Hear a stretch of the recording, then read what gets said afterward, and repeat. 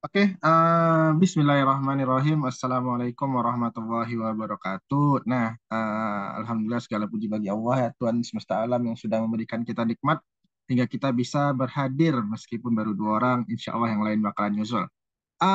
Apa namanya tuh? Tema kita hari ini itu adalah demokrasi dan radikalisme. Radikalisme. Mungkin kita udah sering nih dengar demokrasi ya gitu, karena itu kan sistem pemerintahan kita. Dan kita juga akhir-akhir ini juga sering dengar ada topik namanya itu adalah apa namanya itu radikalisme. Nah, hari ini Semua. kita mau bedah nih demokrasi itu apa, radikalisme itu apa kayak gitu.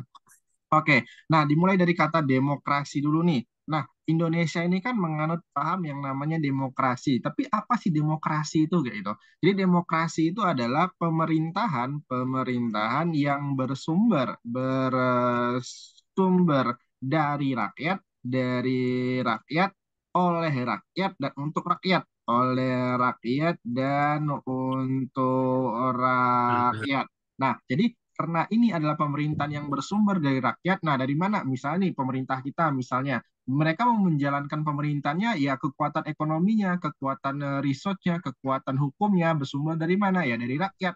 Makanya kita bayar pajak. Makanya ada slogan pajak kita untuk kita kayak gitu kan.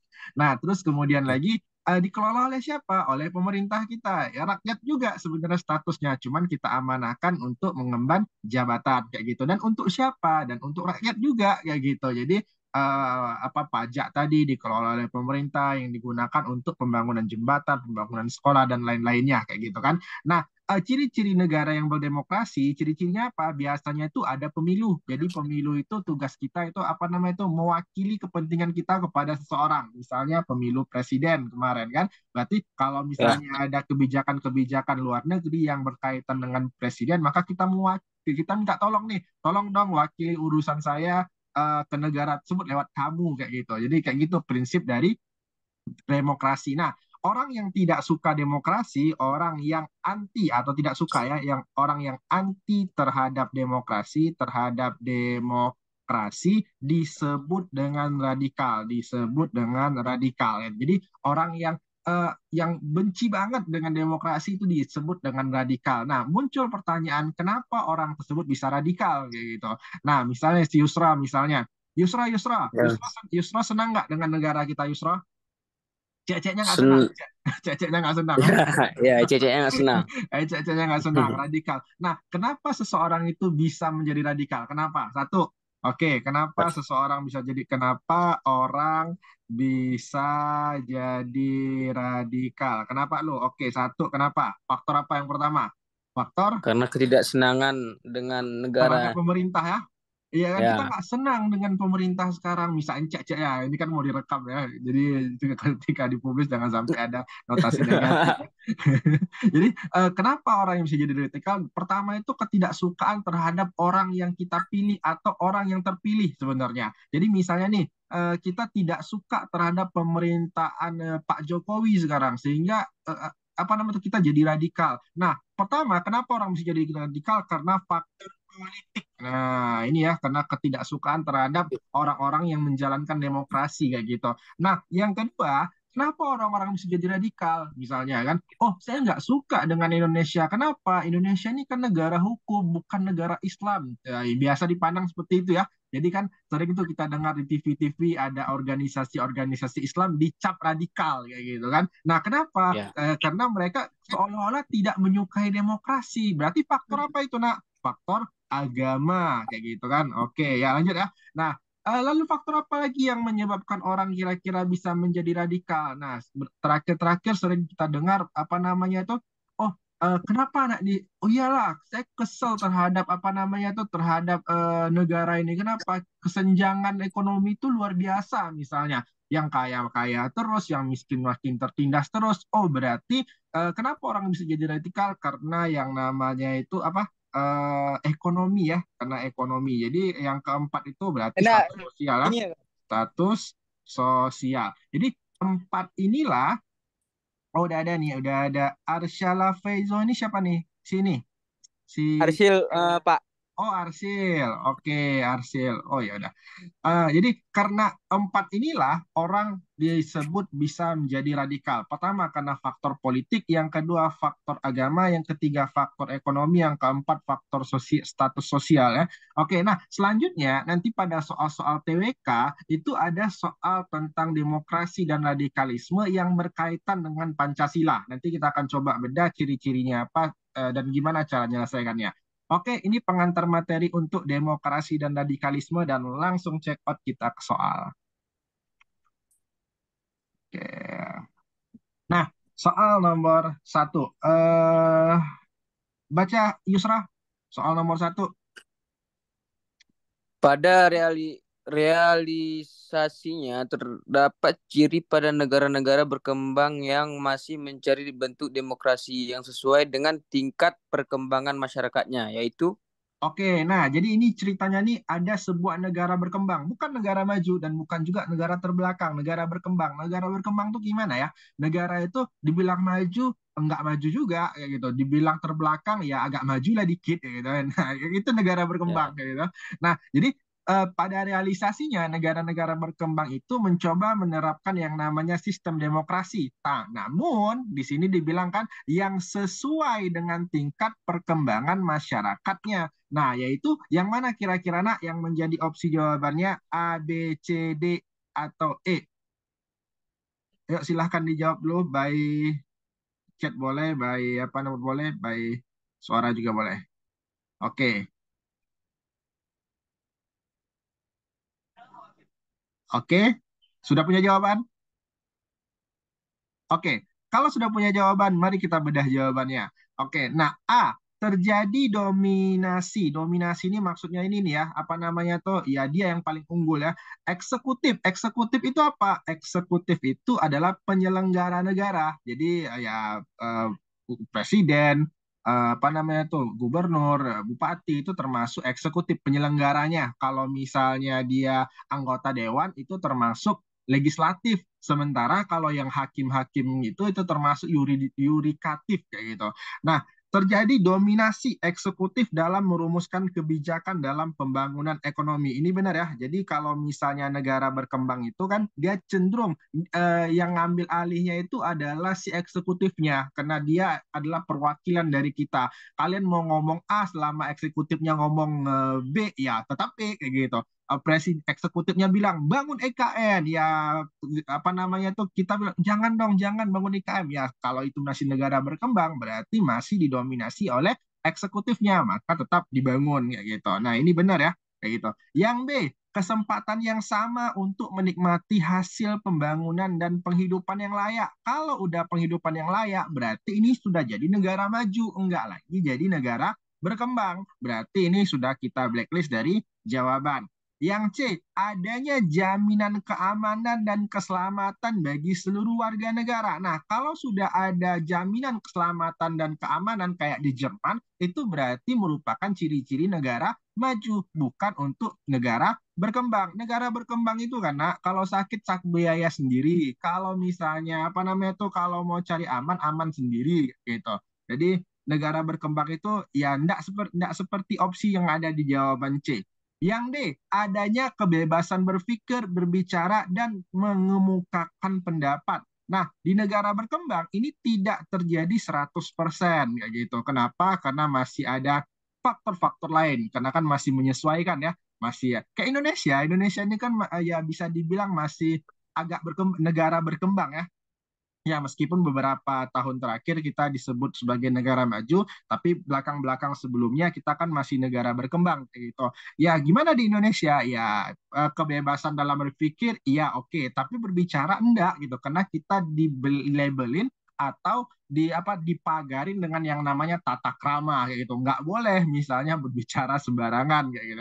Oke, yang perlakuan yang sama di depan hukum bagi setiap warga negara. Wah, ini udah ciri-ciri negara maju. Nah, karena yang diminta adalah negara berkembang, maka jawaban yang paling tepat adalah yang A. Oke, sampai di sini connect ininya. Pawas, connect ya, konek bang. connect ya. Oke, yuk. Kalau sudah connect, mari kita lanjut ke soal nomor 2. Fawas silakan baca dek. Mewujudkan sistem demokrasi memang suatu hal yang tidak mudah. Diperlukan usaha dari semua pihak, terutama pemerintah dan masyarakat. Tentu saja dengan dibarengi niat untuk memahami nilai-nilai demokrasi dan mempraktikannya secara terus-menerus, serta membiasakannya dalam kehidupan sehari-hari. Sehingga demokrasi yang perlu Perilaku perilaku demo. demokrasi yang perlu dikembangkan dalam kehidupan sehari-hari dapat dilakukan dengan kecuali. Oke, kalau ada kecuali kan, nak, di sini kan ada pertanyaan tadi sehingga perilaku demokrasi yang perlu dikembangkan. Ini kan nilai positif ya dalam kehidupan sehari-hari dapat dilakukan, tapi ada kata kecuali. Berarti kalau pertanyaannya positif, biasanya itu jawaban yang diminta dalam nuansa nuansa negatif kayak gitu. Oke, mari kita lihat dulu. A.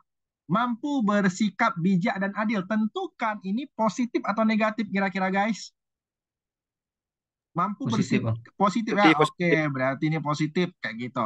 B, menjaga keseimbangan antara hak dan kewajiban dengan sebaik-baiknya. Ini kira-kira positif atau negatif kira-kira? Positif. Oke, Positif. masih positif kayak gitu. Oke, yang C, berbuat tanpa pamrih untuk kepentingan bangsa dan negara. Ini kira-kira positif atau negatif kira-kira?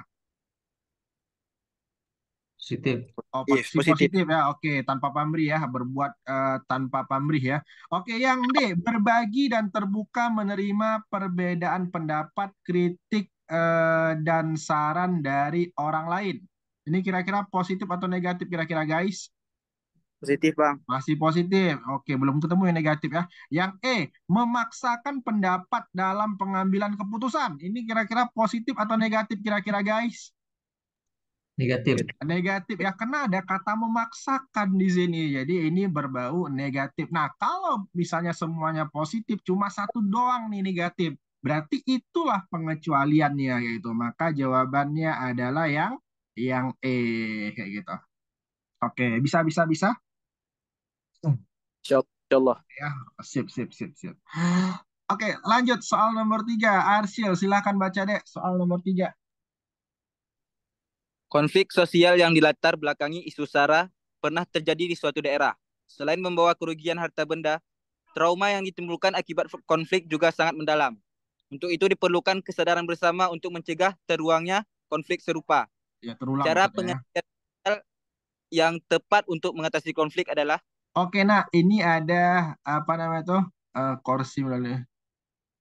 Oke, ini ada beberapa ini ya upaya ya yang ditujukan untuk pengendalian. Ingat ya, katanya pengendalian ya, bukan penyelesaian ya. Jadi di sini kayaknya kalau kata pengendalian itu berarti ada konflik-konflik pasti ada kayak gitu. Tapi bisa kita kendalikan ini kayak gitu. Nah, dari A, B, C dan E, mana kira-kira yang merupakan jawabannya untuk pengendalian sosial yang tepat untuk mengatasi konflik? Oke, nak, silakan dijawab.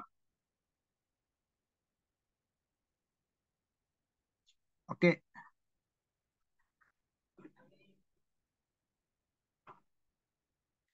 oke jawabannya yang mana? Jangan terlalu lama-lama. Kita bedah dulu yuk. A. Korsi melalui upaya penghentian secara paksa setiap kali terjadi konflik dengan berlatar belakang SARA. Oke, nak, di sini ada kata-kata secara paksa kayak gitu kan. Nah, kayaknya kalau misalnya ada konflik, kalau kita buat secara paksa, kayaknya konfliknya makin makin makin ini deh, makin besar deh. Kayaknya ini kita tinggalin dulu ya, tinggalin dulu kayak gitu sebagai opsi jawaban. Nah, B, adjudikasi melalui jalur pendidikan untuk menyelesaikan konflik sosial yang terjadi di dalam masyarakat. Ini benar sih, cuman kan dalam untuk jalur pendidikan itu butuh proses yang sangat lama kayak gitu. Sementara ini kisahnya itu konflik sosial di latar belakang isu SARA pernah terjadi di suatu daerah kayak gitu. Selain membawa kerugian harta benda, timbulkan akibat konflik juga sangat dalam. Untuk itu diperlukan kesadaran bersama. Jadi kalau hanya dari jalur pendidikan, kan pendidikan itu kan nggak merata ya. Jadi apa namanya itu kayaknya ini benar, tapi bukan jadi opsi yang bisa kita pilih kalau ada opsi alternatif yang lebih bagus kayak gitu. Yang C, arbitrase dengan melibatkan lembaga internasional dalam mengatasi konflik antar umat beragama. Wah, ini mah makin panjang urusannya, makin ngundang-undang lembaga internasional lagi kan. Kayaknya ini juga bukan tidak bisa kita jadikan jawabannya kayak gitu. Oke, karena ditanya ini ini ya, cara pengendalian sosial yang tepat ya. Oke, yang D, eliminasi terjadi setelah salah satu pihak untuk mengundurkan diri dan mengalah pada pihak yang lain. Oke lah kalau pihaknya ada yang ngalah, kalau nggak ada yang ngalah, gimana cara kita ngendaliinnya? Berarti ini juga sama ya. Iya kan? Kan konflik itu kan terjadi kan karena tidak ada pihak yang mau ngalah kan? Kalau ada yang mau ngalah nggak jadi konflik ya les kayak gitu. Oke, yang E, toleransi dengan memberikan pemahaman dan menghargai perbedaan suku, agama, ras yang ada. Nah, ini ada kata-kata toleransi ya, memberikan pemahaman, menghargai perbedaan suku. Nah, ini adalah jawaban yang paling tepat gitu dari jawaban-jawaban penyelesaian yang A, B, C, D gitu. Oke, bisa kira-kira? Bang, itu kan banyak tuh yang kata-kata belum ketahui. Ya, jadi ini kan syukurnya kan ini ada ini nih apa namanya tuh kursi. Ini kita juga nggak tahu apa artinya. Cuman di sini kan kita ambil kata-kata kuncinya saja. Om, Oke, Bang. kursi melalui upaya penghentian secara paksa gitu. Oh, ada secara paksa nih nggak boleh gitu. Jadi kita kan nggak nanti kalau muncul istilah-istilah asing yang lain, gimana cara kita mengetahui istilah asing itu sementara kita nggak dibolehkan bawa kamus, nggak boleh nengok Google kan? Berarti kita coba baca kalimat per kalimatnya dan membuat oh kata asing itu artinya apa atau perlu dianggap atau tidak kayak gitu. Kalau nggak perlu dianggap ya udah selesai ngapain kita pikirin kayak gitu. Oke. Baik. Oke, sip. Lanjut. Sudah ada bergabung baru ada si Erotman. Erotman ini siapa nih? Erotman sini ya. Si Teguh bukan? Oke. Oke, soal berikutnya. Erotman bisa baca Erotman nomor 4. Nggak ada suara. Oke, silakan nak baca nomor 4. Kemajemukan bangsa merupakan kekayaan, kekuatan, sekaligus juga menjadi tantangan bagi bangsa Indonesia. Oleh karena itu, kemajemukan harus dihargai, dijunjung tinggi, diterima dan dihormati, serta diwujudkan dalam semboyan Bhinneka Tunggal Ika sehingga dapat Oke, ini Zia ya. Betul, Zia bukan? bukan, Nora, bukan dari Najwa. mana ini? Dari man. Oh dari mana? Oh iya iya iya. Oke, saya pikir siapa tadi. Oke, nah di sini ada kata-kata apa namanya tuh semboyan Bhinneka Tunggal Ika. Nah, Bhinneka Tunggal Ika itu artinya apa, guys? Ayo, ayo, Bhinneka Tunggal Ika artinya apa, nak? Walaupun berbeda-beda, tetapi tetap satu satu jua. Dua.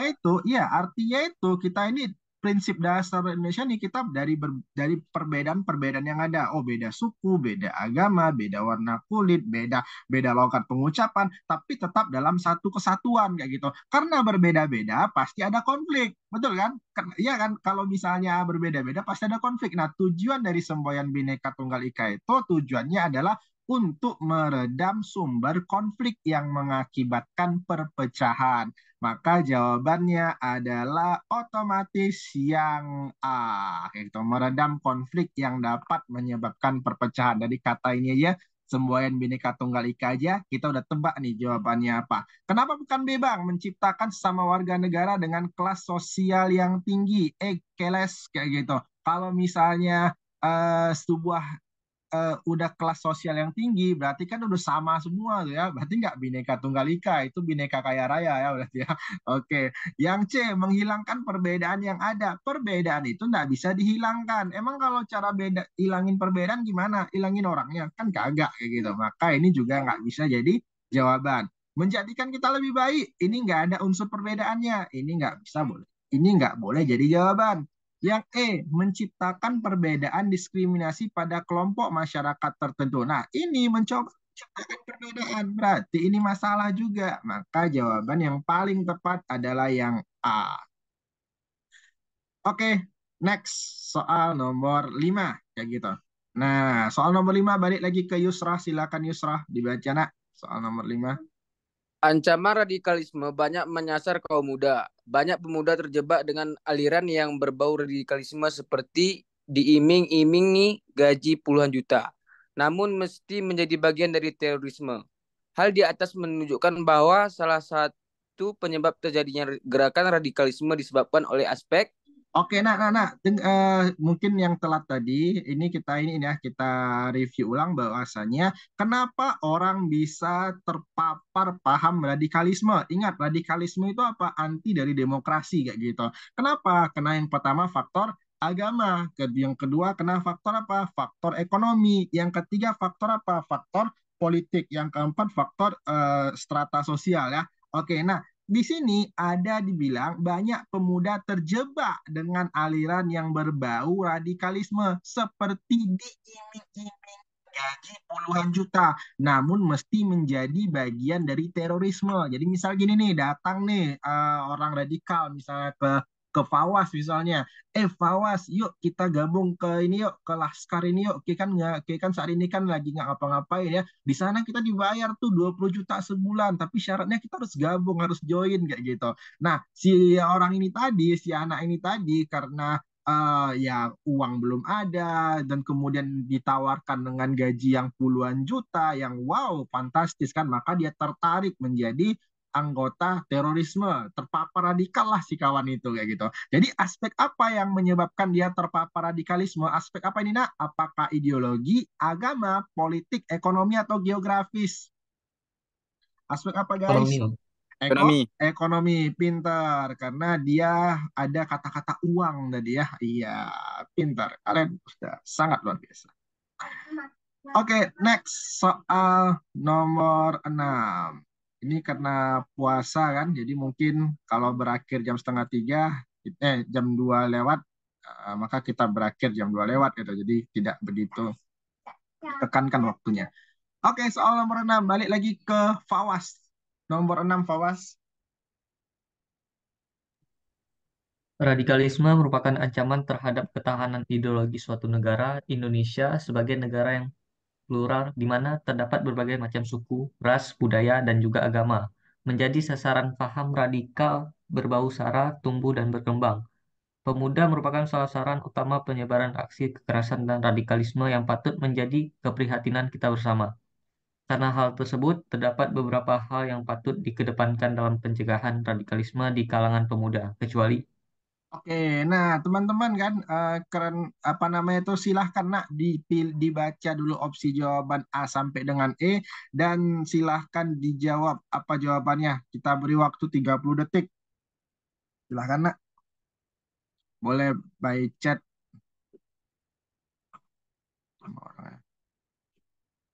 Oke.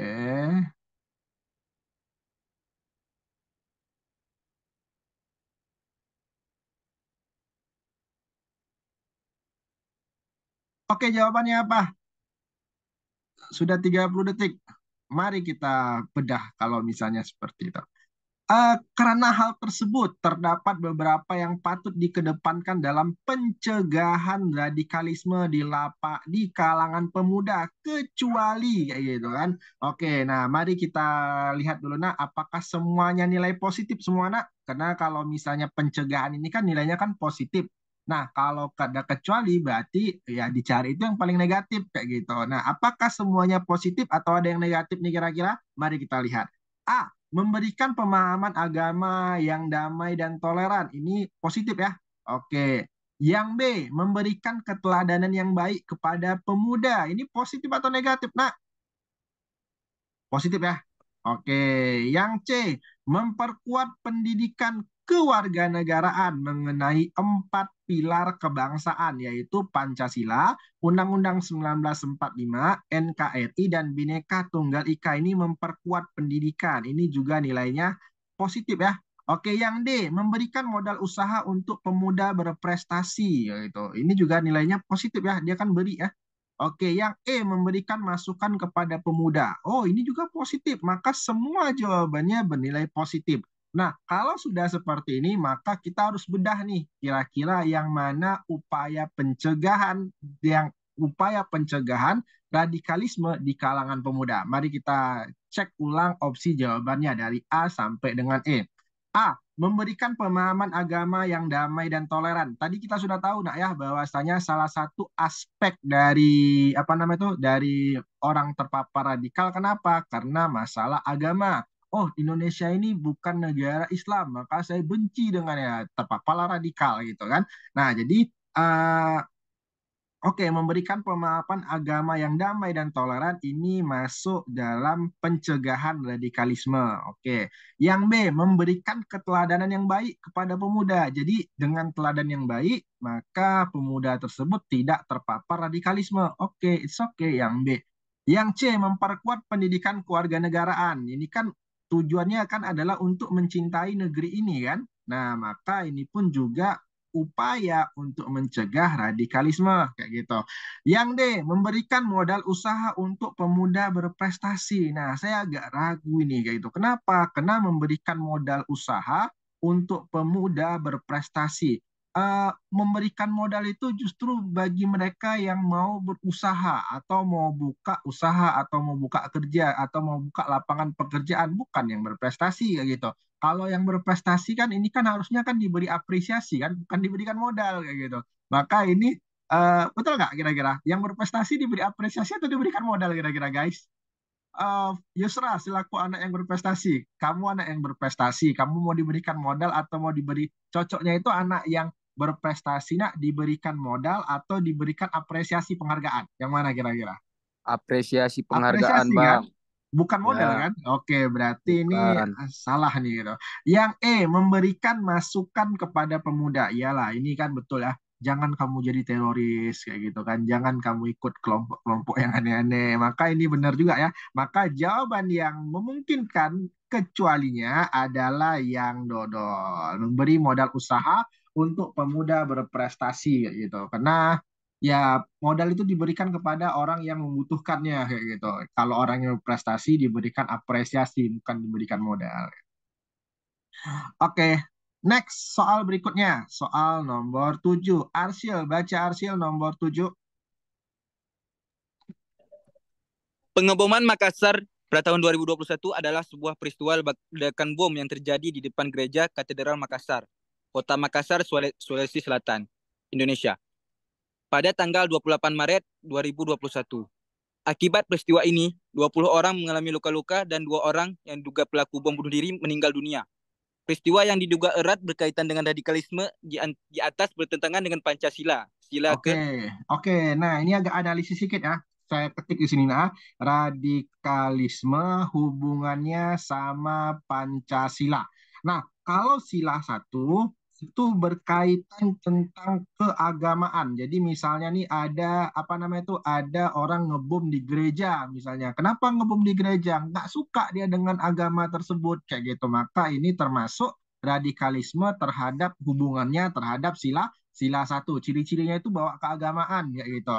Nah, sila kedua ini ciri-cirinya dia itu apa istilahnya ya, melakukan tindakan radikalisme di subjek subjek umum, subjek jangan subjek bahasanya ya, di apa istilahnya ya kantor polisi ya subjek umum lah ya, subjek umum. Jadi kalau berkaitan di sila kedua, dia melakukan tindakan radikalisme di subjek-subjek umum, misalnya itu kantor polisi, apalagi di jalanan, di rumah, apa namanya itu, di puskesmas, subjek-subjek umum itu berkaitan tentang sila sila kedua. Nah, sila ketiga ini radikalisme yang berkaitan tentang persatuan. Misalnya nih ada kelompok KKB, misalnya kelompok bersenjata yang apa namanya tuh yang ingin memisahkan negara yang ingin memisahkan daerah mereka dari provinsi dari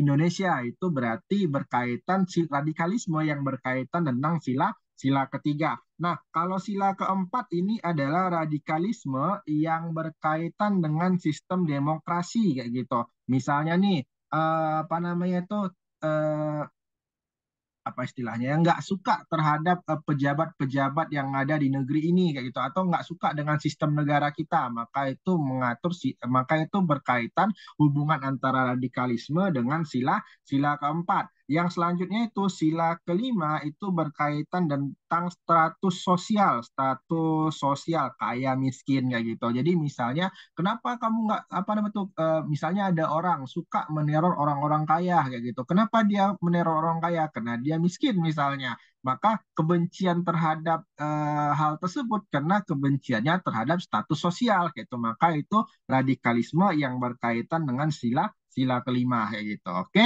Nah, ini berarti sila satu tentang keagamaan, sila dua di subjek umum, sila ketiga itu ada kaitannya tentang persatuan, sila keempat itu demokrasi, sila kelima itu status sosial. Nah, sekarang mari kita tengok ulang soalnya.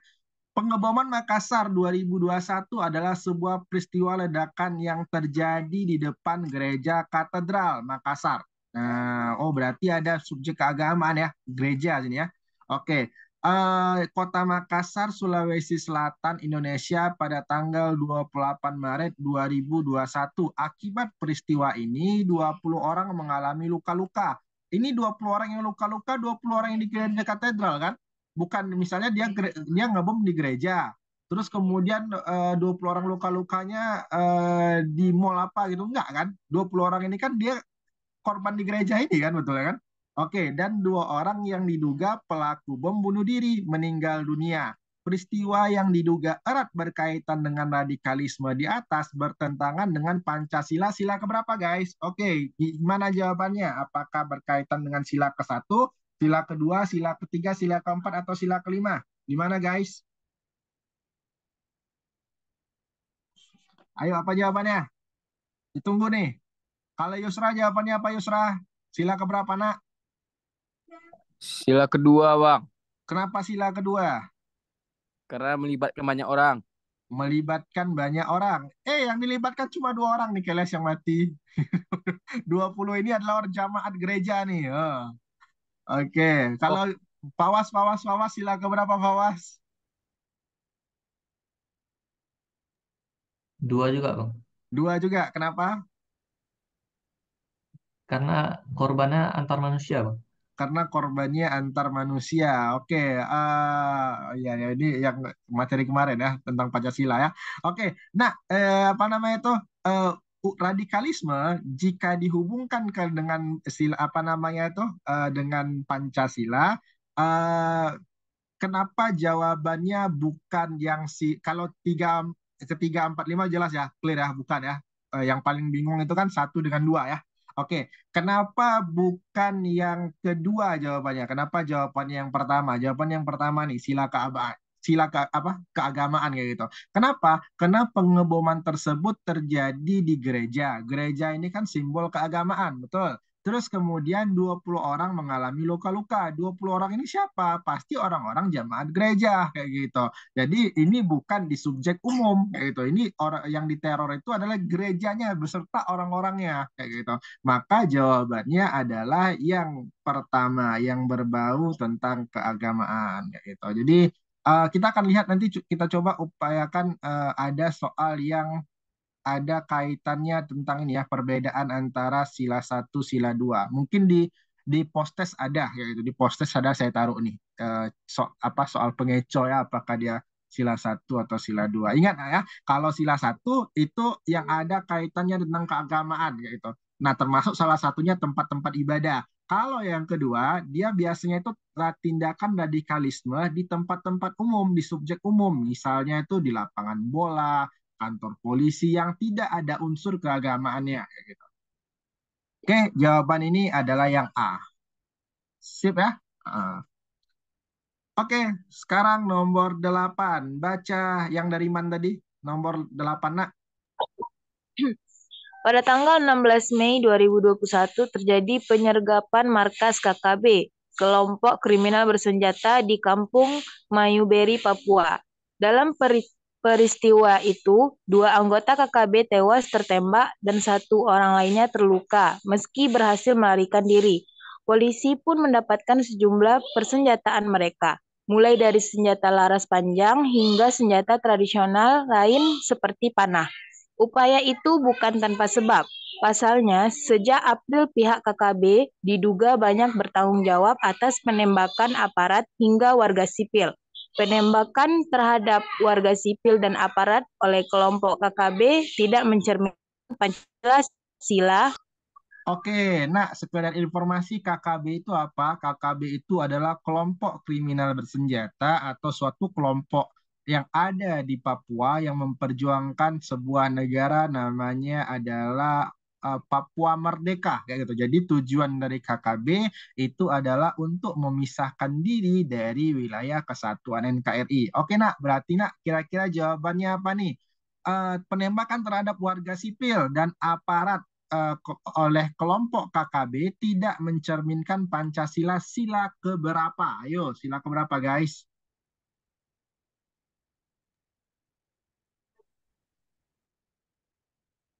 Oke, Fawas sila keberapa, Dek? Oke. Yusra? Dua, Bang. Yusra sila kedua. Kenapa sila kedua, nak? Fawas tadi, Bang. Oh, Fawas. Fawas. Kenapa sila kedua, Fawas? Eh, ada ini penembakan terhadap warga sipil. Oke, penembakan terhadap warga sipil. Oke, nah, apa namanya tuh? Sebelumnya kan, apa saya bilang ya, oh ya, sebelumnya kita pernah belajar tentang ini ya kehidupan Pancasila dan apa nilai-nilai Pancasila ya, butir-butir nilai Pancasila ya, yang di situ dijelaskan bahwasanya sila kedua itu dia bersila pertama kan antara orang dengan Tuhannya secara individu ya. Oke, sila kedua itu antar apa namanya tuh antar manusia memanusiakan manusia lainnya, betul. Oke, yang ketiga itu kan yang persatuan terhadap negara. Yang keempat itu adalah sistem berdemokrasi. Yang kelima itu adalah sikap keadilan sosial ya, kaya miskin dianggap sama rata kayak gitu kan.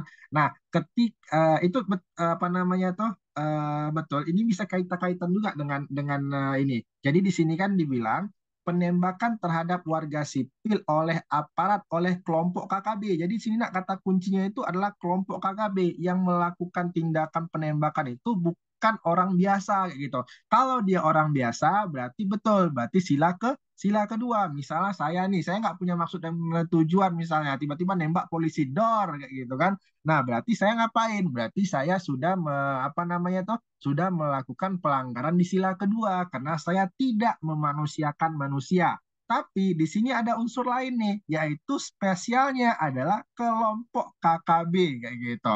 Nah, kelompok KKB ya seperti yang kita informasikan tadi bahwasanya kelompok ini adalah kelompok yang sedang memperjuangkan suatu negara memisahkan diri dari negara Republik Indonesia kayak gitu. Otomatis jawabannya yang mana kayak gitu. Nah, ya Ketiga, ingat Bang. pintar yang ketiga kayak gitu.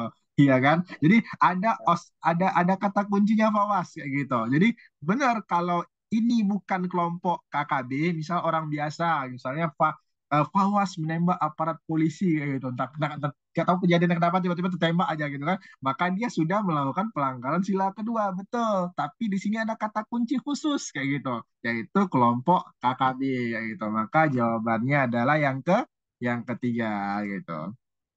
Oke, connect Wawas kira-kira nak? Aman, Bang. Connect ya? Oke, yuk. Nah, selanjutnya soal nomor 9. Berarti ini balik lagi nih. Tadi tadi siapa tadi? Si ini ya. Berarti balik lagi ke Yusra. Silakan Yusra, soal nomor 9. Nomor 9, Bang ya. Ya, udah nomor 9 kita nih. Dikit lagi nih habis. Seseorang atau kelompok yang terpapar paham radikalisme ditandai dengan ciri-ciri sebagai berikut kecuali Oke, nah mari kita cek dulu nak jawabannya. Mengklaim kebenaran tunggal dan menyesatkan kelompok lain yang tak sependapat. Ini kira-kira nak udah terpapar radikal belum nih kawan nih? Bid'ah gitu. Mengklaim kebenaran tunggal. Mengklaim itu kan maksudnya kan hanya dia yang benar, yang lain sesat kayak gitu. Berarti ini udah terpapar radikal belum nih nak?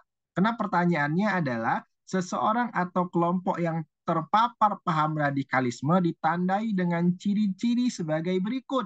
Kecuali, berarti kita cari yang salah ya. Itu. Oke, nah yang mana nih ini udah terpapar belum nih? Mengklaim kebenaran tunggal. Oh, berarti ini sudah terpapar kayak gitu. Berarti ini karena diminta kecuali, berarti ini tidak boleh jadi jawabannya. Ini udah terpapar ya. B. Mempersulit agama Islam yang sejatinya sam'ah atau ringan dengan menganggap ibadah sunnah seakan-akan wajib dan makruh seakan-akan haram. Ya, ini udah terpapar kayaknya ya. Karena dia menganggap apa namanya itu mempersulit agama Islam yang sejatinya ringan kayak gitu dengan menganggap ibadah sunnah seakan-akan wajib kayak gitu. Apa ibadah sunnah yang akan wajib ya? Ini ada perempuan pula ya. Mohon maaf banget ini coba saya singgung sedikit. Tapi mohon maaf sekali kayak gitu. Contohnya poligami misalnya. Poligami itu kan bukan wajib kan, sunnah kan. Tapi seolah-olah itu jadi wajib kayak gitu. Jadi yang tadi ya ini terpapar juga berarti ya. Oke. Nah, oke. Yang C, kasar dalam berinteraksi, keras dalam berbicara, dan emosional dalam berdakwah. Kalian semua masuk neraka, cuma saya masuk surga. Jadi ini juga sama ya, ini sudah terpapar radikalisme juga. Yang D, bacaan yang salah terhadap sejarah umat Islam ya, bacaan yang salah terhadap sejarah umat Islam yang dikombinasikan dengan idealisasi berlebihan terhadap umat Islam pada masa tertentu. Ini diawali dengan kataan bacaan yang salah. Bacaan yang salah itu emang ada salahnya. Connect kan ini kan ciri-ciri orang. Ini kan seseorang ya. Seseorang yang sudah terpapar radikalisme. Ini dia menyinggung bacaan yang salah. Emang bacaan salah itu orang? Bukan kan? Nah, berarti ini bisa jadi opsi jawaban ya, karena dia tidak menyinggung sikap orang kayak gitu. Oke, yang E, senantiasa memandang orang lain hanya dari aspek negatifnya dan mengabaikan aspek positifnya. Oh, ini radikalisme nih. Misalnya contoh, tengok tuh si Yusra, rambut keriting, mata hitam, apa rambut keriting, kulit hitam, mata menyala ya. Radikal berarti. Nanti di sini karena yang semuanya ini sifatnya ini udah radikal kecuali yang D ya. Karena ini bukan sifat seseorang, ini benda nih, bacaan yang salah terhadap sejarah umat Islam. Bacaan yang salah itu nggak ada salahnya kayak gitu. Nah, jadi jawabannya adalah yang D gitu. Oke, connect kira-kira nak kenapa jawabannya D?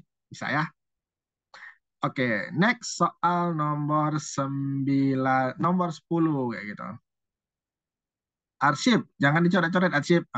Nomor 10 nak, ini adalah contoh soal yang uh, soalnya panjang dan jawabannya lebih panjang. Mari kita baca.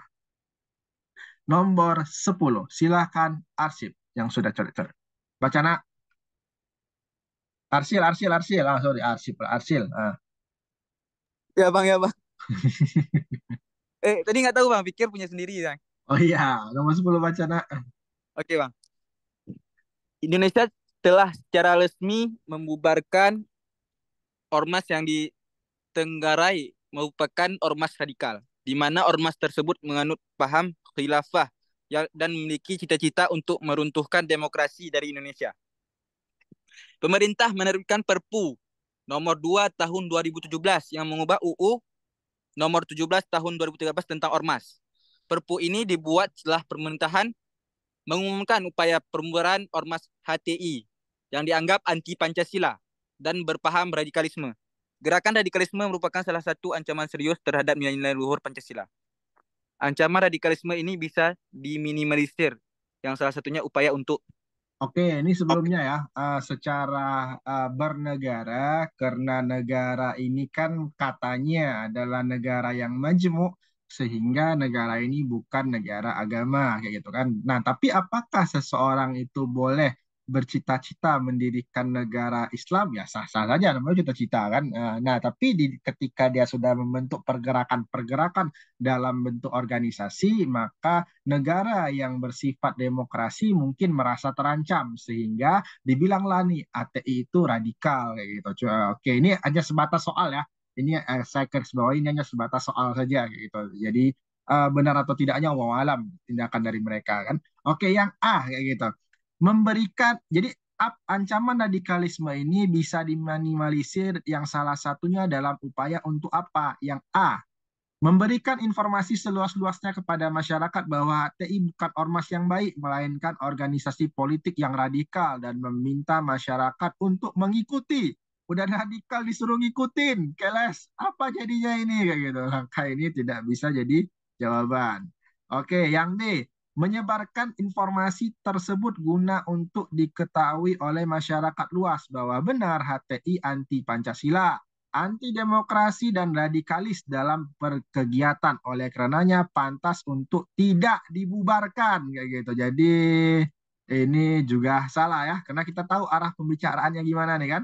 Oke, yang C, memberikan perkuatan positif kepada masyarakat untuk tidak mudah hanyut, terhasut, dan ikut terhadap ormas yang tidak menjunjung tinggi bangsa Indonesia merdeka, yakni Pancasila, Undang-Undang NKRI tahun 45, Bhinneka Tunggal Ika, dan NKRI ini benar ya. Oke, memberikan penguatan positif dan tidak mudah terhasut kayak gitu. Yang D, memberikan upaya penyadaran kepada anggota HTI untuk segera bertaubat dan kembali ke jalan yang lurus. Apabila tetap kukuh dengan ideologinya dan tidak mau kembali, bisa meninggalkan negara Indonesia dengan cara kekerasan. Ini ancaman ya. Ini kayaknya enggak deh kayak gitu. Oke, yang E, menyebarluaskan informasi kepada masyarakat ormas mana yang radikal dan tidak boleh diikuti, dan memberikan sejumlah uang kepada masyarakat untuk ikut berkampanye menyuarakan bahwa HTI adalah gerakan politik internasional yang tidak baik dan mesti diminasakan dengan cara apapun gitu. Kayaknya ini ekstrim kali deh. Maka jawabannya adalah yang C. Jadi ini tipe-tipe soal yang harus dibaca sampai habis kayak gitu ya. Karena tadi seperti yang A, awal-awalnya udah baik, tiba-tiba ujungnya nyangkut kayak gitu kan. Jadi jawabannya adalah yang C. Oke, nah jatuhlah kita kepada soal terakhir, soal nomor 11 kayak gitu. Silahkan, tadi udah si Arsyil, Rauda, silakan Rauda, tadi Rauda ya. Yusra. Oke, Rauda aja deh, Rauda nomor 11 nak, silakan nak. Perhatikan pernyataan berikut ini. 1. Anggota Dewan Perwakilan Daerah dipilih dari setiap provinsi melalui pemilihan umum. 2. Anggota Dewan Perwakilan Daerah dari setiap provinsi jumlahnya sama dan jumlah seluruh anggota Dewan Perwakilan Daerah itu sama dengan jumlah anggota Dewan Perwakilan Rakyat. 3. Dewan Perwakilan Daerah bersidang sedikitnya sekali dalam setahun. 4. Susunan dan kedudukan Dewan Perwakilan Daerah diatur dengan Undang-Undang Pemerintah Daerah. Pernyataan mengenai Dewan Perwakilan Daerah di atas yang tidak sesuai dengan pasal 22C UUD 1945 adalah nomor. Oke guys, ini taruhlah misalnya kita berada di ujian yang sebenarnya dan kita sama sekali nggak tahu isi dari 22C Undang-Undang 1945, ya kan? Nah, maka kita harus meraba-raba kira-kira mana jawabannya. Oke, nah ini kan ini ya, 1, 2, 3, 4 ini yang benar yang mana kira-kira ya. Oke, nomor 1, anggota Dewan Perwakilan Daerah dipilih ini ya, anggota Dewan Perwakilan Daerah ya. Ini DPD ya, Dewan Perwakilan Daerah. Nah, sekedar adik-adik tahu, pada waktu kita pemilu, kita memilih eh, anggota MPR. Anggota MPR itu ada dua. Yang pertama itu DPR, Dewan Perwakilan Rakyat. Yang kedua itu adalah DPD, Dewan Perwakilan Daerah, kayak gitu. Ya kan benar kan? Nah, yang kalau di Aceh itu kemarin yang pemilihan suaranya adalah Haji Uma untuk DPD kayak gitu. Nah, nomor 1, anggota Dewan Perwakilan Daerah dipilih dari setiap provinsi melalui pemilihan umum. Ini benar ya? Oke, berarti nomor 1 benar nih.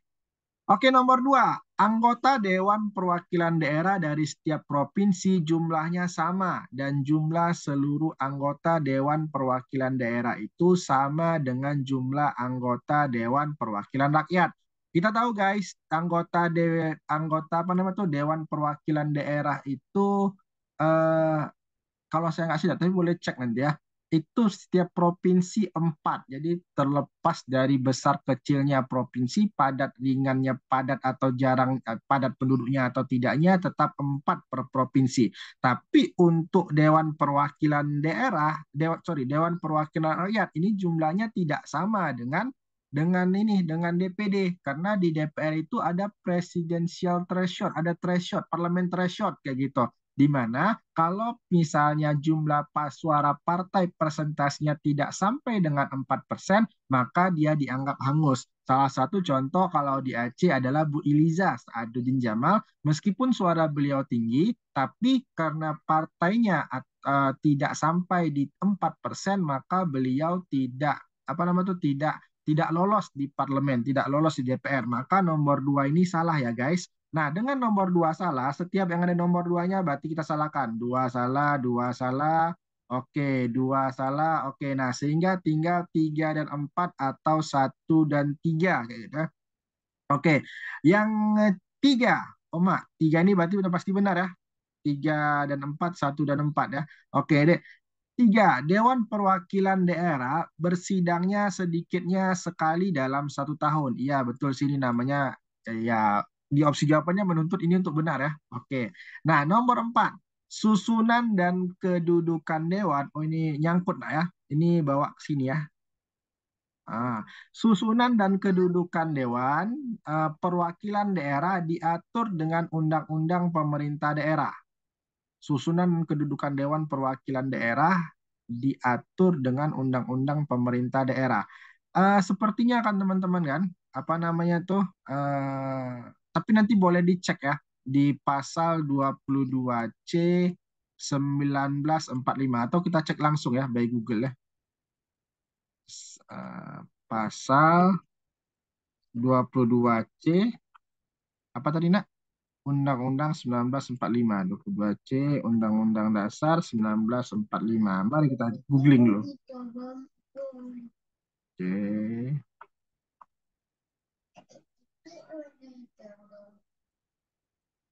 Jawabannya tersisa antara 1 dan 3 atau 3 dan 4.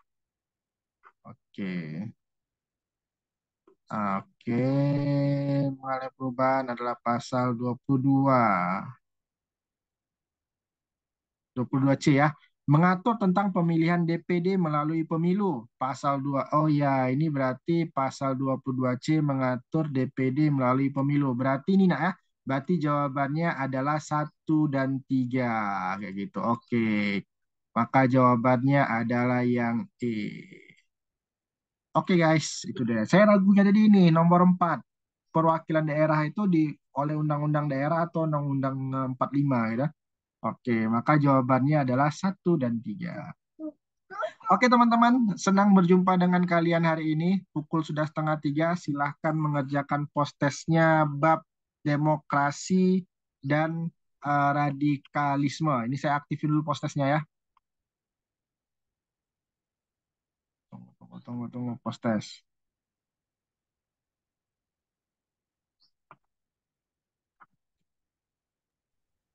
Ini udah boleh keluar nih Bang. Udah boleh keluar, tinggal post-test nih ya. Bang, mau izinin si Alip Bang ya. Dia Boleh hari ah? ini Oh iya, mau si izinin Arif si ya? Alip. Oh boleh. Ada kendala katanya. Itu kendala apa? Oke Bang. Oke, silakan teman-teman. Mungkin 1 menit lagi post-test sudah bisa diakses ya. Thank you for your attention. Assalamualaikum warahmatullahi wabarakatuh. Waalaikumsalam warahmatullahi wabarakatuh. Demokrasi dan radikalisme. 1 sesi Bang ya. Ya, 1 sesi. Besok lagi. Besok lagi. Oke. Terima kasih Bang.